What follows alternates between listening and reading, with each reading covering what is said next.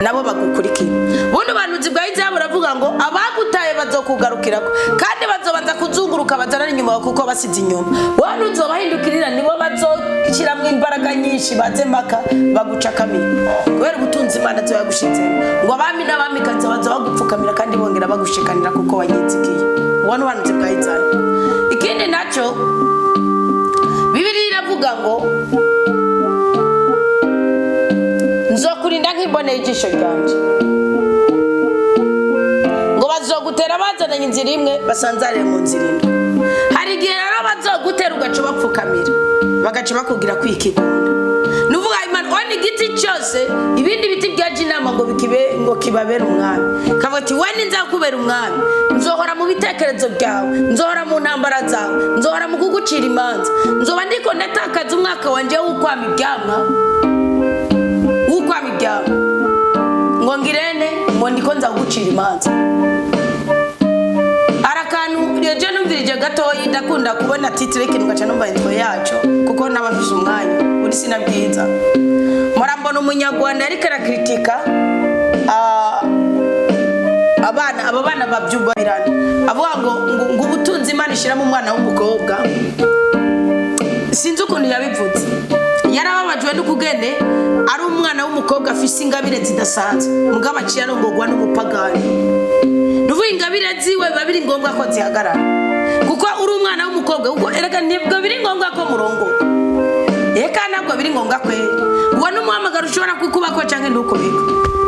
Nuvuga yari karavuga abo bana nabana bafise ingabire ku byukuri barimbi bivugunye bikagenda mugabo umwe muri bo nabibonye kuri YouTube nico nifashishije acati ingabire ziwe ubundi mu ngora y'umukama yarashobora kuzoronka kwihangana akazoronka uwundi na mwarya atihutira amafaranga baba bafise amafaranga abo bana bafise izo ngabire nkuko bacaronka amafaranga kirikare akazoronka uwundi muhungu canke uwo basangira urugo mugabo bafita nabo bari muri ntuze mu muhamagaro umwe hamwe nazo bari umugabo n'umugore nka kujya kwa Dorcas na Papa Cliff baguma baninaza Imana mugabo cirongorwa n'umupagani byumvikana ko umuhamagaro wawe ushobora gutakarira aho nyene na cyane cyane ko umugore afise umuhamagaro wo kwisumeta kuba kumvira kurespecta kandi hari igihe biba ngombwa ko turespecta abantu na mu makosa barimo tukavuga ati Imana ibarabe ryiza niko na Paulo yavuze muri Timotheo wa mbere muzora babwati namwe nabaye cyubahiro uko mumeze kugira ngo Imana yonyene yivugane nawe. Nuvikire nukuvuga muri wewe hagara kwemera kwa ni nkuko waba uri umugore ukawufise umugabo uwo mugabo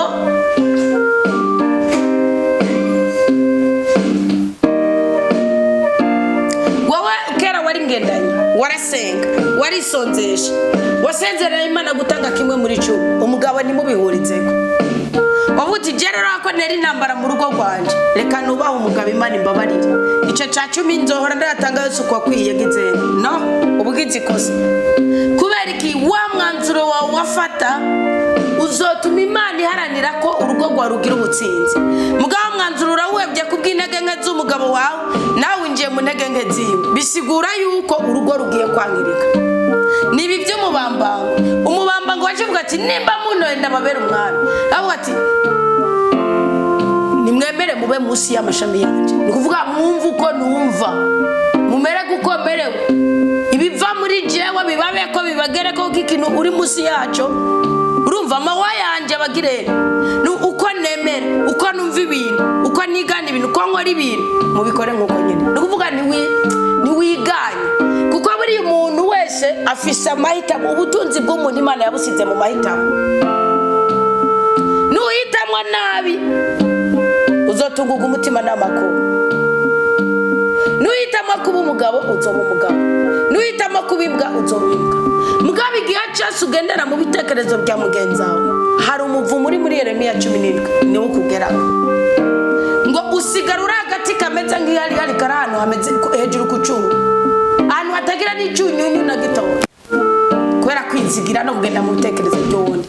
Rero abantu benshi uyu munsi ibibazo bafise burya n'abana bacu bari victime kuko bagenda mu mahitamo y'abase na banyina uvanyo ko yahisemwe nabi uhita ugenda muri byo. Niyo mpamvu umwana yisobanukiwe avuga ati byo data yakoze nabi nzo bikora neza Imana imuha umugisha ibyo mama yakoze nabikoze nabi nzobikora neza. Imana imuhumugisha. Rero nukuvuga iki mu mwanzuro wawe wafashe, yawe umugabo wawe, yawe umwana wawe, yawe umukoresha wawe, ntazo gusambanya ngo nikugira ngo umushahara. Ntuzohera gukora Imana ngo nikugira unezereze urugo rwawe, unezereze umugabo wawe. No, korera Imana umugabo numubera intambamyi, nawe azogusanga kubw'Imana izomusanga mu ijoro ikamwereka ko ari karakurenganya. Kandi mwabagore muri ko muhagurukira indoto ngira n'umugore. Nimba ari umugabo naho nyene birashoboka kuko ndazi umukozi w'Imana kubyuko n'umukozi w'Imana w'umunyarwanda.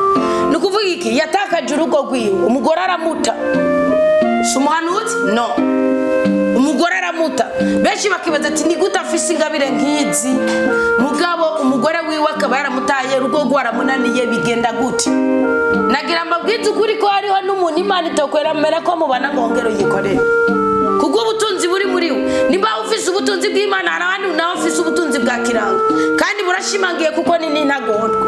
N'umunyamujinyi. Nimba umujinya wabujije Musa kwinjira muri Kanani yo ngaha ku isi. Wowe ni wowe umujinya we cyawemera kuja kuri altari nyanduka korera Imana buziraheretse. Gusa uko Imana ibibona akantu kari muri wowe irakurekwa ko moya mutowe. Nuvuga umugore aramutara mubwiza ukuri ati uri umugabo amariye gute? Wamurara ku karago, urara hasi, urara mu bakiriso, uri umugabo amariye iki? Kuko umugabo ngo yaravuga ati hako kuko bari bakiri mu ntango nabifatiye ku ntaye yiwe. Umukozi w'Imana hako umuntu ariko arafasha mu butumwa aburi cyari hinzu ndabura agenda kibura aburi cyaga ndabura agenda kibura kugira ngo iki amukwega kwege bagumane kuko ubumwe burya Imana ijya guhumugisha iguha abantu mwumva ibintu kumwe apana abantu muduga mukazamuka undi moya karabitaye aragiye icyo kintu cyaranyigishije ko naje nahise umuruho mu gutangura komera Kristo ni muzima avuga none abantu bose ni njyanya nafise umuruho uteye ubwoba kuburyo bw'uko komera Kristo ni muzima bayibonamwe amafaranga gusoma ijambo ry'Imana benshi muzabwiwe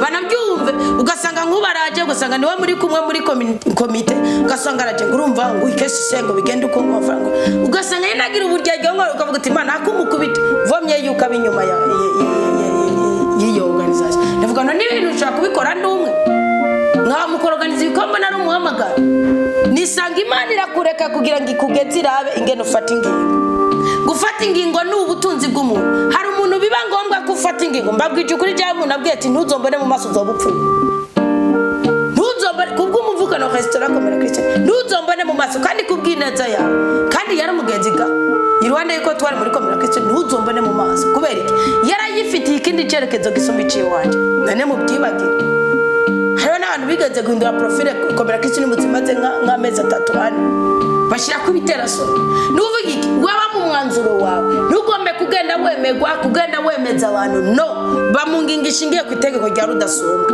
bazokugarukira ko niyo bobanza kuguta mwisho harangiza ukuri mugabo yitwa iterere yaravuze ikintu kirangirisha nawe ndakunda kumwigira ko amajambo atari mabi yaravuze ngo ikinyomi yukivuze kenshi gihinduka ukuri ngo ariko mwisho ukuri niko kugira intahe niko kugira intsinzi kandi Petero yavuze ngo jambo nacyo risanga muri Bibiliya muri munduka mu amabuye mazima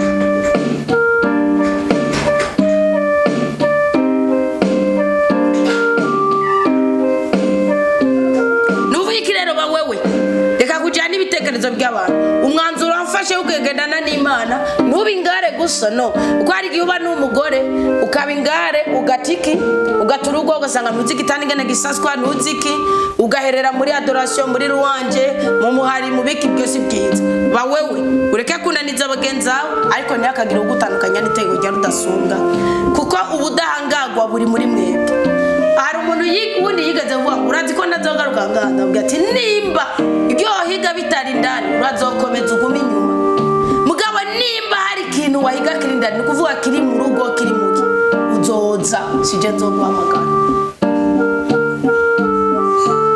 mukwiye kuba mwebwe nyene ugafata umwanzuro kuko nufata umwanzuro nigana babwiye niba byuko uvuga ngo ubuhanuzi ushaka kuba uri umugore ukananirwa n'urugo wanashaka ugasanga muri iyo mibabaro yawe azamukiyemwo umuhamagaro uko hari ibisuzuguro bigutera ukagera ku rwego urondera Imana ko ibisuzuguro byawe muri icyo gikintu kiba nigiki iyo Imana ikiga uwo muhamagaro, wowe uri umugore wananiwe n'urugo, urasabye Imana ikugiriye ikigongo, igufasha nk'akabuye kazima. Matayo 3:8 niko avuga ngo ibuye ngo Imana gushobora kugira umugisha w'uruvyaro rwa Burayimu uciyuze.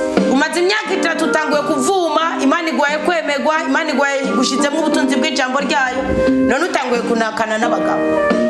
Uwa mbere mwarananiranye, nubu ubutware bw'Imana kugukomereza bukora muri wewe, ukija mu bihamagaro y'abandi, batanguye kuguca mu gutwi, batanguye kugira, tanguye kwambara nkabo, tanguye kugirane nkabo.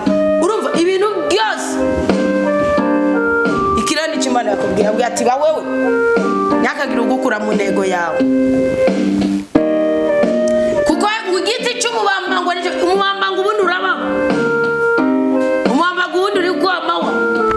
Cyavuze ati emera uko mbyumva, ukunambara, ukunsokoza, ukunfungura, ukungira amasengesho nk'isonzesha. Ikintu kizakwereka ko Imana yaguhaye umugisha w'umuntu azobaho ngo kubaye. Yumva nezere ubuzima bwawe, yumva mwo bubanaho, kandi uwo muntu Imana imuha umugisha. Rero iyo nawe uciye ufata umuntu aje, ugaca ugomba ahubwo ajya kugana, nawe ugaca ugomba kubaho nk'uko abayeho.